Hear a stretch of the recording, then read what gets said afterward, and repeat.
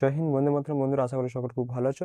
তো বন্ধুরা, UPSC ND নতুন একটি ভ্যাকেন্সি বের হয়ে চলেছে এবং কতটা কি প্রয়োজন, যোগ্যতা, এডুকেশন, সমস্ত ডিটেলস আজকে আমরা আলোচনা করবো ভিডিওর মাধ্যমে। তো প্রথমত বলে রাখি, চ্যানেলটি নতুন হয়ে চ্যানেলটি সাবস্ক্রাইব করে পাশে বেল আইকন প্রেস করে রাখো, যাতে নতুন নতুন ভিডিও পেতে মিস না করো। তো বন্ধুরা, যা যাক, তোমাদের দেখে নেবো প্রথমে যে আমাদের অ্যাপ্লাই ডেট কবে থেকে শুরু হচ্ছে। অ্যাপ্লাই ডেট কিন্তু 28/5/25 শুরু হয়ে গেছে। তো আজকের লিঙ্কটা অ্যাক্টিভেট হয়েছে, আজকে তোমরা ফর্ম ফিল আপটা আবেদন করতে পারবে। গতকালকে কিন্তু হয়ে গেছিলো, জারি হয়ে গিয়েছিলো, কিন্তু লিঙ্কটা অ্যাক্টিভেট ছিল না। আজকের লিঙ্কটা অ্যাক্টিভেট হয়েছে, তার জন্যই তোমরা আজকে এটা দেখতে পাচ্ছ। ভিডিওর মাধ্যমে তোমাকে শেয়ার করে দিচ্ছি। তো আজ থেকে তোমরা ফর্মটা ফিল আপ করতে পারবে, ঠিক আছে। এবং লাস্ট ডেট বলা হয়েছে 17/6/25। 17/6 তোমাদের কিন্তু ফর্মটা শেষ হবে, ঠিক আছে। লাস্ট ডেট এইটা 17/6/25। এবং তোমাদের এখানে পেমেন্ট করতে হবে। কাদেরকে পেমেন্ট করতে হবে এখানে? ফিস দেখে নাও। যখন ফর্ম ফিল আপ করবে, কোনো টেকনিক্যাল ইস্যু থাকলেও যা টাকাটা পে করতে পারলে না, কিন্তু শেষ তারিখ যেটা রয়েছে সেটা হচ্ছে 17/6/25। এবং কাদেরকে টাকাটা পেমেন্ট করতে হবে অনলাইনে সে দেখে নাও। জেনারেল, ওবিসি, ইডাব্লিউএস এদেরকে কিন্তু 100 টাকা অনলাইন পে করতে হবে। এবং এসসি এসটি যারা রয়েছে তাদেরকে কিন্তু এখানে কোনো টাকা লাগবে না, ঠিক আছে। এবং এটা অল ইন্ডিয়াতে জুড়ে রয়েছে, ঠিক আছে। অল ইন্ডিয়া ক্যান্ডিডেট তোমরা অ্যাপ্লাই করতে পারবে যারা রয়েছে। ওয়েস্ট বেঙ্গল থেকে সমস্ত সবাই করতে পারবো যে।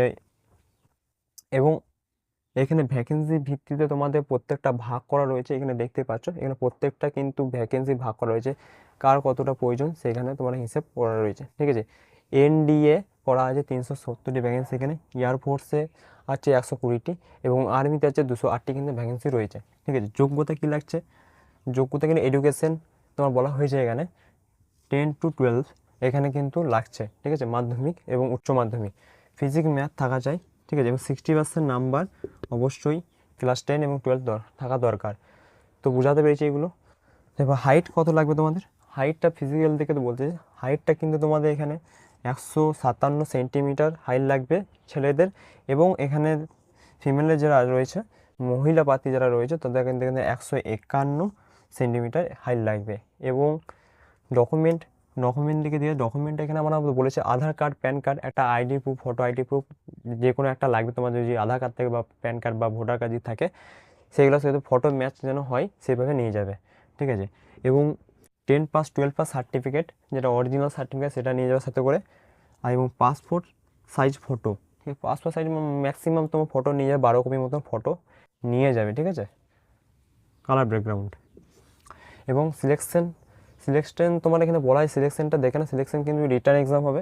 এই রিটার্ন এক্সাম সম্ভবত কিন্তু এখন কিছু বলা নেই, তো এটা কিন্তু অনলাইন হতে পারে আসা সম্ভবত, ঠিক আছে। পিএসটি এসটি এখন কিছু, এটা কোনো মাঠের কথা এখানে কোনো উল্লেখ করেনি। তো উল্লেখ যখন করবে তোমাদের ভিডিওর মাধ্যমে জানিয়ে দেবো কত কি কতটা প্রয়োজন। আশা করি এখানে 1600 মিটার রান হতে পারে, ঠিক আছে। 1600 বা অন্য কিছু একটা সামথিং ছোটো একটা রান হতে পারে।